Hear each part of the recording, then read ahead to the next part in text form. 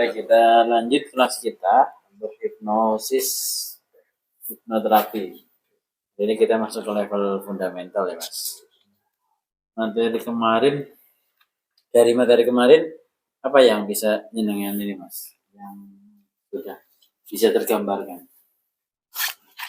Untuk yang kemarin saya mempelajari tentang gimana cara menjadikan seseorang itu jadi fokus. Ya. Oke. Kemarin saya coba latihan. Itu saya mengaplikasikan langsung ya Pak. Jadi caranya dengan aplikasikan, saya nyoba untuk memfokuskan seseorang, terus alhamdulillah berhasil. Tapi saya mencoba 2 pasien, alhamdulillah. Mereka mungkin karena percaya Pak ya. Itu pasien ya? Bukan teman ya? Yang satu teman, yang pertama memang.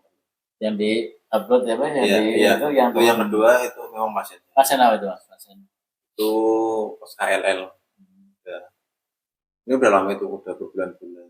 Dia udah mengalami operasi, udah sampai 2-3 kali. Dia selalu cemas supaya untuk setiap saya ke situ, pikirannya dia ketakutan terhadap kesembuhannya. Ini sembuh nggak? Saya coba itu hipnotis, alhamdulillah berhasil langsung. Tapi saya mencoba 3 kali ke teman saya. Tapi teman saya itu saya ada penolakan Pak ya.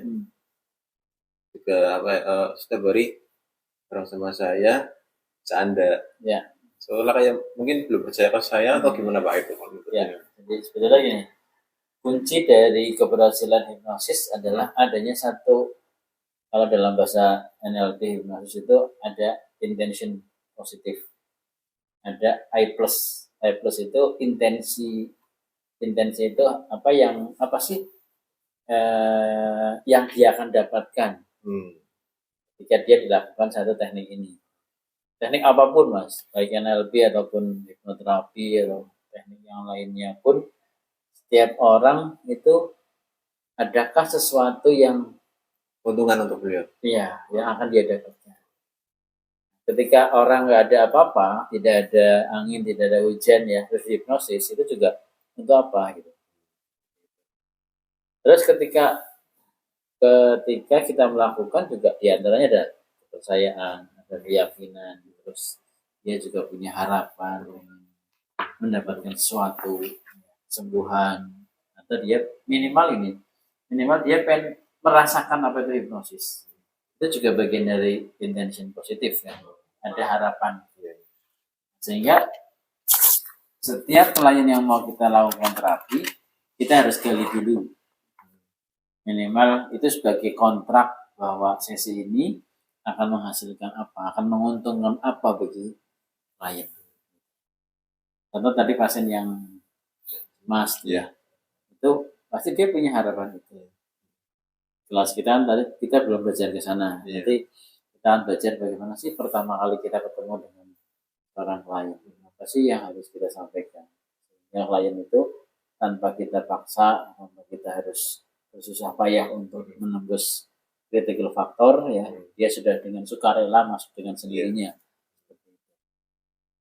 Ini kadang ada pemikiran kayak gini, itu kalau hipnotis di jalanan yang kejahatan itu bagaimana? Ya itu. Kok bisa seperti itu? Secara spontan, tanpa ada komunikasi, betul. Dan tidak ada intensi positifnya kan? Kan nggak mungkin orang mau dihipnotis terus dia beli barangnya, nggak mungkin ya. Tapi jangan salah, pada saat seorang berada pada satu posisi ya katakanlah contoh dalam kondisi kebingungan, terus tiba-tiba ada seorang yang nepuk pundaknya, kamu teman saya kan gitu ya. Kira-kira apa yang terjadi pada orang itu? Berpikir ya. Contoh gini, Mas, temanku kan? Kira-kira bukan temennya, kira-kira apa yang terpikir? Siapa ya? Mas lupa sih. Masa lupa saya? Aduh, sombong loh. masa kamu sama saya lupa, kita dulu akrab banget, duduk satu bangku. Kamu itu gimana masa lupa gitu, mana akrab gitu ya. Saat itu dia terus mengatakan kata lupa, terus memberikan penguatan-penguatan bahwa kita itu pernah akrab, pernah dekat gitu. Alhasil orang yang mudah trends dalam kategori yang 10% ini, dia akan terus mencari. Selain mencari, ya mencari siapa sih ini? Nah, pada saat dia mencari, dia masuk ke mana? Ke subconscious, ke bawah sadar. Dia sudah terhipnosis. Saat itu si orang yang nggak dikenal ini akan mengatakan, wah kamu lupa gitu ya, kamu lupa ya. Terus itu kata lupanya disugestikan. Sehingga yang terjadi adalah dia lupa. Kan lupa namanya, lupa rumahnya, lupa siapa dirinya, lupa alamatnya. Namun tadi kejadiannya kalau yang sampai seperti itu tidak semua orang bisa. Nggak semua orang, itu pun harus diseleksi. Para pelaku kejahatan itu bisa melihat, bisa mencermati siapa sih korbannya. Tentu dia nggak akan sembarangan kan milih korban. Ada tes-tesnya juga, misalnya dia ingin melakukan satu pendekatan, dia akan melakukan tes dulu. Ini masuk nggak kriterianya? Jadi kalau orang-orang yang kriterianya kritikal ya, nggak percayaan, terus kritis, berpikirnya kritis gitu ya. Artinya filter pikirannya akan kuat gitu. Enggak, saya nggak kenal. Dia akan langsung tolak gitu. Tapi kalau ngikutin terus, ya terbawa. Maka kejadian yang seperti itu ada di jalanan, ada di manapun ya, tapi kejadian juga nggak banyak. Tidak semua orang bisa seperti itu. Nah, kondisi itu juga kondisi fokus, Mas. Ketika seorang bingung mencari tahu siapa dia dan terfokus pada arahan-arahannya orang itu, dia terfokus pada satu poin. Nah, fokus itu yang dimanfaatkan. Ya, dia sudah terfokus, sudah trend, walaupun dia melek, buka mata, dia dimintain apa, dimintain barang, dimintain apa, dia ngeluarin. Karena apa? Karena dia terfokus pada tadi sisi hipnosisnya, terfokus pada sugesti yang diberikannya. Nah, ketika jenengan ngadepin klien, ada yang tadi menolak, apalagi ya. Kenapa menolak? Sebetulnya karena tidak ada intensi. Karena nggak ada keuntungan positifnya apa sih buat saya. Jadi, atau hanya sekedar iseng-iseng. Gitu ya. Atau sekedar coba-coba lah, ya apa sih gitu. Itu juga tidak ada intensi. Nggak ada keuntungan. Maksudnya agak susah ya kalau seperti itu. Ya karena nggak ada buat apa saya masuk gitu kan. Tidak ada alasan yang membuat dia harus masuk ke kondisi hipnosis. Beda dengan pasien yang tadi cemas itu kan dia dengan karena memang dari awal sudah coba terbuka dari beliau itu kecemasan akhirnya tawarin boleh saya bantu, beliau dengan sangat langsung jadi. Bahkan nanti dengan teknik-teknik yang diberikan itu akan lebih mudah masuk apapun tekniknya.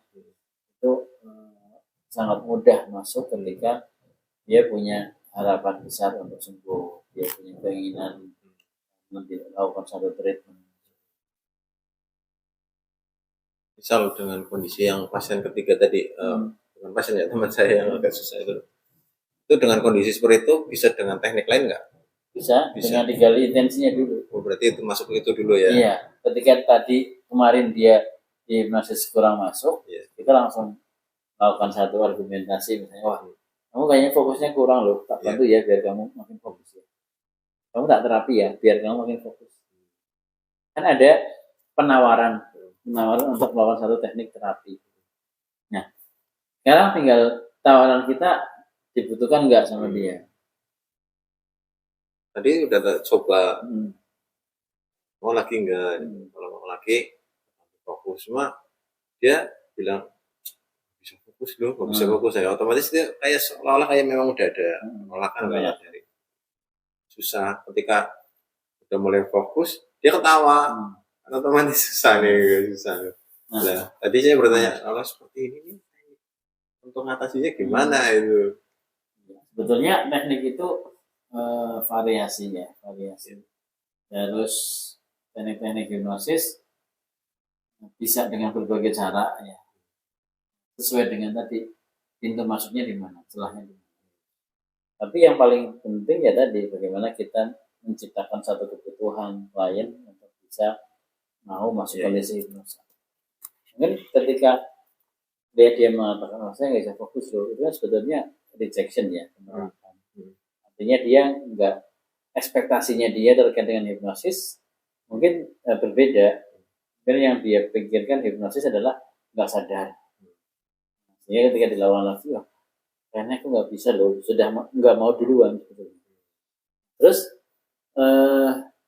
terkadang karena dia merasa tidak ada persoalan, nggak ada hal yang harus diselesaikan, bahkan tidak fokusnya dia pun bukan sebuah masalah. Sehingga nggak perlu kan, ngapain saya harus terapi fokus, saya emang kayak gini adanya. Terus ada belief system lagi, keyakinan yang mengatakan misalnya dalam dirinya, saya dihipnosis mungkin bukan nanti saya dibongkar-bongkar, gitu. Nanti saya ditanya-tanya sama temanku malah saya bongkar rahasianya. Itu juga ada satu ketakutan seperti itu, sehingga dia akan reject, akan menutup. Walaupun dengan teknik-teknik yang lain nanti bisa masuk. Ini saya penasaran untuk yang seperti ini. Karena dari tadi saya memang di jalan pun pas kesini, kan sebelum kesini saya memang itu nyoba itu. Ketemu ya? Iya. Ini cara nih. Kasus yang seperti ini, takutnya pas lagi dipraktekkan seperti itu kan juga udah dilakukan.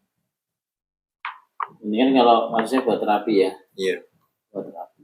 Dan kalau buat terapi itu juga ada juga pasien yang saat sesi pertama dia belum bisa masuk kondisi hipnosa. Karena ada rejeksi tadi, penolakan. Ada keraguan dengan terapisnya. Itu sangat bisa. Bahkan bisa beberapa sesi nggak masuk juga bisa. Tapi ketika dia sudah punya niatan untuk terapi, dia akan terus mengikuti. Dan pada saat nanti akan ada sesi ketika dia sudah pasrah. Saat itulah kita bisa. Itu celang dari. Jadi penolakan pasien itu bukan sesuatu yang harus kita lawan.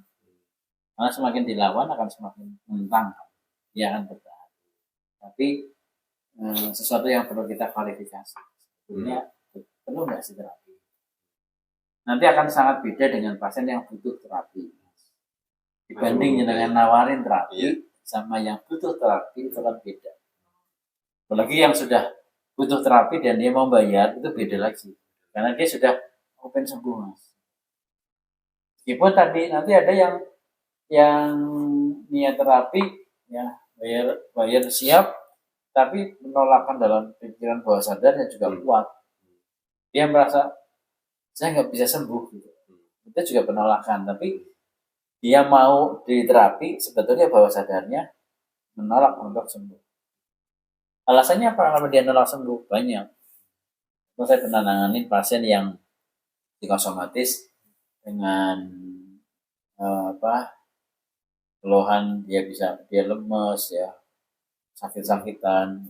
Setelah dia ditreatment sekian kali, dia bertanya, Pak, nanti kalau saya sembuh, saya harus kerja lagi dong. Ya iya kan, sembuh kerja lagi. Nah itu Pak, yang saya nggak mau, saya nggak pengen kerja lagi. Ya udah pensiun dini. Nanti saya penghasilannya bagaimana Pak? Nah jadi dia pengen naik, nggak kerja tapi dapat gaji. Ini pilihan kan, pilihan. Nah sehingga saya harus ngasih gambaran. Nah sekarang pilihannya adalah ketika jenengan tidak bekerja, berarti harus cari penghasilan selain dari perusahaan itu. Kalau misalnya jenengan pengen tetap dapat penghasilan yang seperti sekarang, berarti harus bertahan di tempat kerja itu. Yang dia nggak mau adalah tekanan dari pekerjaan yang dia jalankan. Ini apa sebetulnya dia nggak mau sembuh karena apa? Kalau sembuh dia akan mendapat tekanan dari pekerjaannya. Ini geser jadi psikosomatisnya sembuh, sebetulnya penyebab awalnya adalah beban kerja. kan dia akhirnya nggak mau sembuh kan, ini sakit lagi. Nah, sakit kan dia dapat gaji tapi dia di rumah, atau dapat gaji pekerjaannya dia ringan, dikasih yang ringan-ringan saja. Dan selama ini dia dipercaya sebagai wakil misalnya, dengan gaji yang besar, kepercayaan yang besar, gitu ya, tanggung jawab yang besar, tapi dia nggak mau itu, pengennya jadi karyawan biasa. Itu hal-hal unik yang nanti akan ditemui pada saat kita melakukan satu terapi ke klien. Ya memang kalau nanti jenengan memang sudah berpikir untuk psikoterapi, itu yang nanti naik kelas harus ke NLP. Kenapa? Karena di NLP itu banyak toolsnya, tidak hanya hipnosis aja. Karena di NLP itu tools-tools yang lain bisa digunakan meskipun klien tidak terhipnosis. Kadang gini, kadang ada klien yang nggak mau masuk kondisi hipnosa, Mas, reject. Tapi dia pengen sembuh. Nah ini kan butuh treatment lain kan, nah pakainya NLP. Terus anak-anak hipnosis kadang nggak masuk misalnya, kita pakai treatment yang lain, pakai NLP. Enggak, ibarat bengkel ya, kita bengkel pikiran itu ya, kita harus butuh banyak tools ya, butuh banyak alat.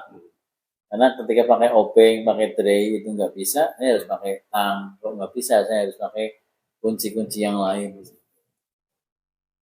Layaknya kita montir ya, kita harus punya banyak alat.